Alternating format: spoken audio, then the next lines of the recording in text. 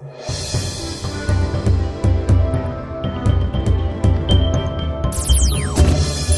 pemirsa, bagaimana kabar Anda? Senang sekali saya Andi Chiu bisa kembali ke hadapan Anda melalui program Ni Hao Tiongkok yang menyajikan beragam informasi aktual dan menarik seputar Tiongkok. Segera kita mulai dengan berita pertama. Dilma Rousseff, Presiden Bank Pembangunan Baru atau New Development Bank (NDB) dan mantan Presiden Brazil menyatakan komitmennya untuk mempererat hubungan dan kerjasama antara Tiongkok dan Brazil setelah menerima penghargaan medali persahabatan di Beijing belum lama ini. Dalam pidatonya setelah menerima medali dari Presiden Tiongkok Xi Jinping, Rousseff menyampaikan rasa terima kasih atas penghargaan tersebut dan memuji pencapaian pembangunan Tiongkok yang luar biasa selama 4 dekade terakhir. Quero manifestar minhas calorosas felicitações ao presidente Xi Jinping por sua visão de futuro compartilhado de prosperidade comum para toda a humanidade. Essa proposta é, sem dúvida, dos mais nobres objetivos e é fonte de inspiração para pessoas em todos os continentes. Seus esforços, presidente Xi Jinping, para enfrentar os grandes desafios internacionais, como a mudança climática, o desenvolvimento inclusivo, a paz e a segurança, atestam sua condição de grande estadista e sua perspicaz visão do futuro. Rousseff juga memuji kepemimpinan Xi Jinping terutama terkait visinya untuk masa depan bersama bagi umat manusia, dengan menyoroti upayanya dalam mengatasi tantangan global seperti perubahan iklim, mempromosikan pembangunan inklusif, dan membina kerjasama internasional melalui inisiatif seperti Prakarsa Sabuk dan Jalan. Miao Muyang, Direktur Pengembangan Industri dari Kementerian Kebudayaan dan Pariwisata Tiongkok, mengatakan bahwa Tiongkok akan menerbitkan voucher dan subsidi senilai total 500 juta yuan atau sekitar 1 triliun rupiah untuk meningkatkan konsumsi sebagai bagian dari upaya negara tersebut untuk mempromosikan konsumsi budaya dan pariwisata serta mendorong pengembangan industri. Miao menyatakan hal tersebut dalam sebuah konferensi pers di Beijing beberapa waktu lalu. Ia juga mengatakan bahwa pemerintah daerah di seluruh Tiongkok akan didorong untuk menyelenggarakan serangkaian kegiatan budaya terkait dengan hal tersebut. 鼓励各地推出文旅消费的惠民举措，开展国庆文化和旅游消费月，组织各地围绕壮美山河、历史文化、大国重器、时代风采，将陆续举办超过3600项的2.4万场活动，各地将发放5亿元文旅消费券等消费补贴。 Di sisi lain, Chang Cheng, Wakil Menteri Kebudayaan dan Pariwisata Tiongkok, mengatakan bahwa sejak awal tahun ini, pasar budaya dan pariwisata Tiongkok terus menunjukkan vitalitas konsumsinya. 前3季度预计国内旅游人次是42.9亿。 旅游花费是4.32万亿，同比分别增长16.8%和17.1%，接近2019年峰值水平。 Menurut Liu Xinzhong, Direktur Biro Perikanan di bawah Kementerian Pertanian dan Urusan Pedesaan Tiongkok, sumber daya perikanan lepas pantai Tiongkok telah mempertahankan hasil maksimum berkelanjutan lebih dari 10 juta ton yang mengurangi tren penurunan sumber daya menyusul serangkaian langkah untuk mempromosikan pembangunan industri yang berkelanjutan dan sehat. Dalam beberapa tahun terakhir, Tiongkok telah mengoptimalkan sistem larangan penangkapan ikan musimannya, dan selanjutnya memperpanjang periode tersebut untuk mempromosikan pemulihan sumber daya perikanan lepas pantai.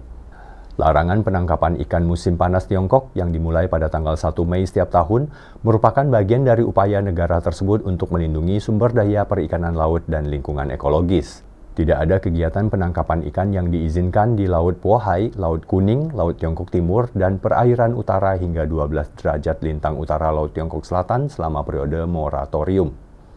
Dengan pengelolaan total sumber daya perikanan laut dan sistem kendali ganda yang ditujukan untuk mengendalikan jumlah total kapal penangkap ikan dan jumlah tenaga mesin, Tiongkok telah membatasi total tangkapan perikanan laut domestiknya hingga 10 juta ton dan jumlah kapal penangkap ikan besar dan sedang hingga 50.000. Menurut survei dan pemantauan, sumber daya perikanan dekat pantai Tiongkok telah mengalami sedikit fluktuasi dalam beberapa tahun terakhir, tetapi mempertahankan momentum yang stabil dengan hasil maksimum sumber daya yang berkelanjutan tetap di atas 10 juta ton.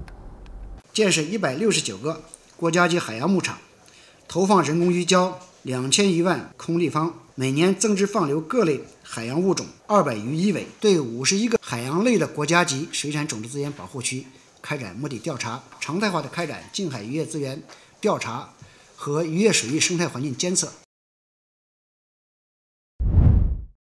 Perusahaan pembayaran daring terkemuka yang berbasis di Amerika Serikat, PayPal, telah membuat langkah signifikan di pasar Tiongkok dengan memperkenalkan platform luas yang dirancang untuk membantu pedagang Tiongkok memperluas jangkauan global mereka. Michelle Jill, Wakil Presiden Eksekutif dan Manajer Umum Grup Bisnis Kecil dan Layanan Keuangan di PayPal, mengatakan bahwa pihaknya telah meluncurkan platform PayPal Complete Payments di Tiongkok beberapa waktu lalu. Menurutnya, solusi tersebut akan menyederhanakan proses pembayaran dan piutang untuk bisnis dari semua ukuran dan mendukung transaksi lintas batas mereka. Platform itu juga akan memungkinkan bisnis Tiongkok membangun kepercayaan dengan pelanggan mereka dan menawarkan berbagai opsi pembayaran.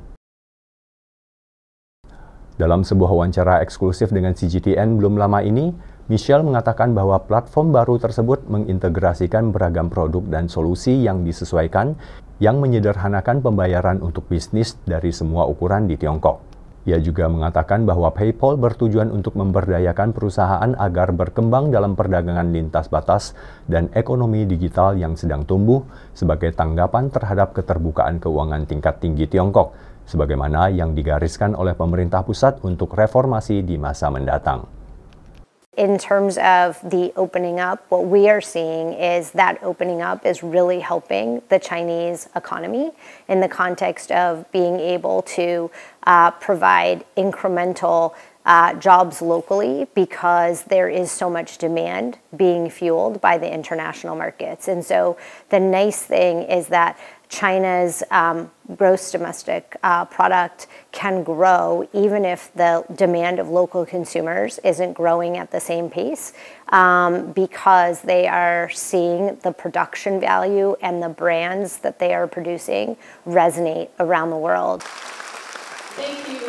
The desire for our merchants in China to continue to sell abroad has not reduced at all. To be honest, I think trade between US and China have reached epic levels and have continued to grow.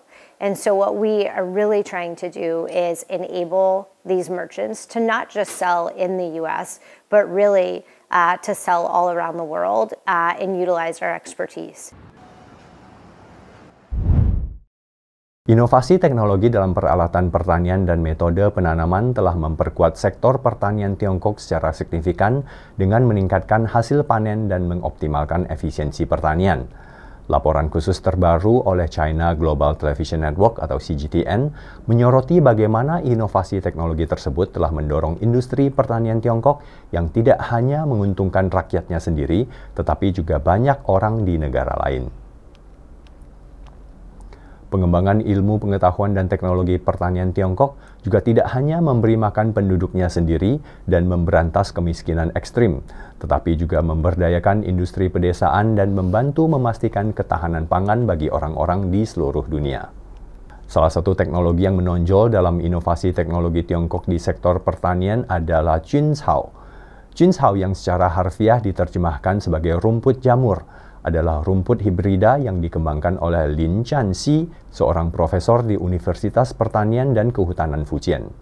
Setelah puluhan tahun penelitian dan budidaya, rumput serbaguna dengan kemampuan beradaptasi lingkungan yang kuat itu pertama kali digunakan untuk menggantikan kayu untuk budidaya jamur. Dalam budidaya jamur, teknologi Junshao dapat secara substansial menurunkan biaya pertanian, mengurangi penebangan pohon tahunan, dan menyediakan jalur yang ekonomis dan ramah lingkungan untuk pengentasan kemiskinan. Selain itu, Junshao juga dapat digunakan sebagai pakan ternak dan pakan unggas, seperti yang terjadi di negara Fiji. 在那个斐济啊，长到8米78米多高，而且这个草的蛋白质含很高，可以做饲料、卷料，还可以以草代煤发电，以草代木生产板材、生产纸浆等等，多个功能综合释放利用。 Selain di Fiji, Juncao juga ditanam di banyak negara Afrika seperti Kenya, Republik Afrika Tengah, dan Rwanda, serta negara-negara kepulauan Pasifik seperti Vanuatu. Setelah bertahun-tahun dibudidayakan, banyak negara yang telah merasakan manfaat dari Juncao dan menyaksikan potensinya. Dan sekarang Juncao menjadi salah satu model utama di bawah prakarsa sabuk dan jalan. Tiongkok pun telah menjanjikan lebih banyak bantuan teknologi pertanian ke negara-negara berkembang. 中方将向非洲提供10亿元人民币紧急粮食援助，建设10万亩农业标准化示范区，派遣500名农业专家，建设中非农业科技创新联盟。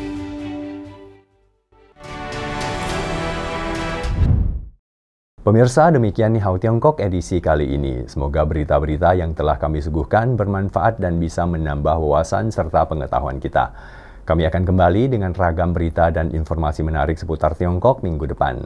Terima kasih atas atensi Anda. Saya Andi Chu, sampai jumpa.